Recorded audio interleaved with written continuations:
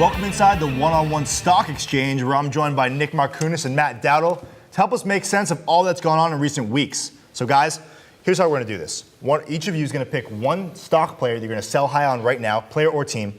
You're going to pick one blue chip player or team that's going to be great the rest of the season, and one high risk, high reward player or team. Nick, we're going to start with you. Who's you're selling high on right now?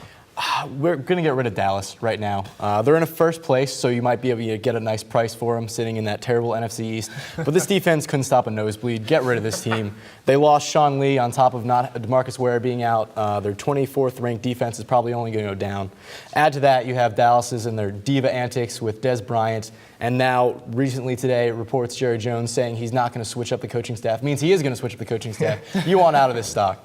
All right, Matt, who are you selling high on right now? All right, I'm going to narrow it down from a team to a player. I'm going to go with Colin Kaepernick. Numbers-wise this season, he has 9 touchdowns in 9 games throwing, and that's just unacceptable. Before the season started, people were saying that we were going to have a battle between him and Russell Wilson, similar possibly to that of Manning and Brady, and clearly that hasn't been the case. Not close. Aside from Week 1 when he beat Green Bay, he hasn't won anything that's remotely close to a contender. He lost to Indy, he lost to Seattle, and he lost to Carolina. And you know what? I see that trend happening throughout the rest of the season. They may make wild card. They probably will, considering the rest of the NFC. But the first time they play a big game or a big team, they're in and out that quick.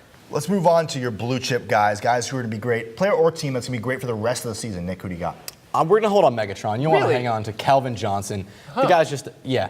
You think, You surprised? shocker, right? Yeah, I mean. All he does is produce. I mean, the man's a monster. 53 receptions, over 900 yards, 9 TDs.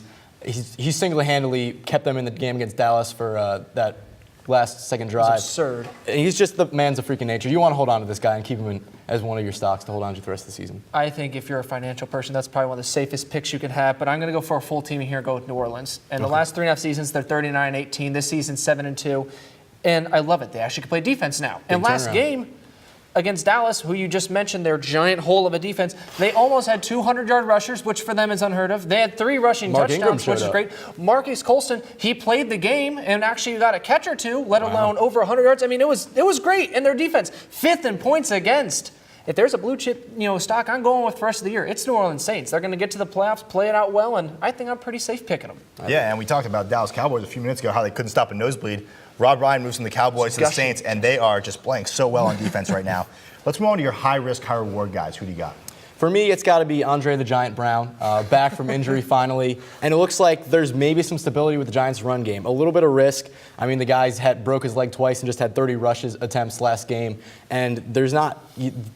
The Giants historically have not been able to keep the running backs healthy. You look back at Ahmad Bradshaw, David Wilson, Brandon Jacobs have all been hurt throughout their careers. So as Andre as well, we'll see if he can keep this production up. But I mean, with Eli and his inconsistency, throwing 16 interceptions through the first 9 games or whatever, Yep.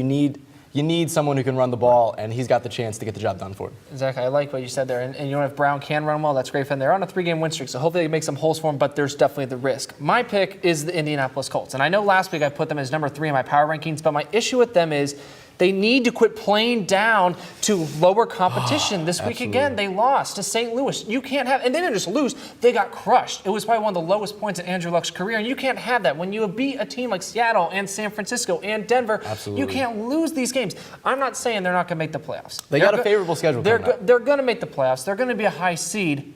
But then they have to play up to the competition. I don't want to see them lose out if they have a number 2 or number 3 seed to some wild card team. Absolutely. They have to win, and I want to see them make it to the Super Bowl. They can. They've beaten that level of talent. Just play that way every week. Yeah, well, you're right. The teams that do make it far in the playoffs have got to be able to play up to a high level every single week. You're absolutely right. We need to step away, but come on back as Ryan sits down with our college football experts as we near the end of the season. Stay tuned.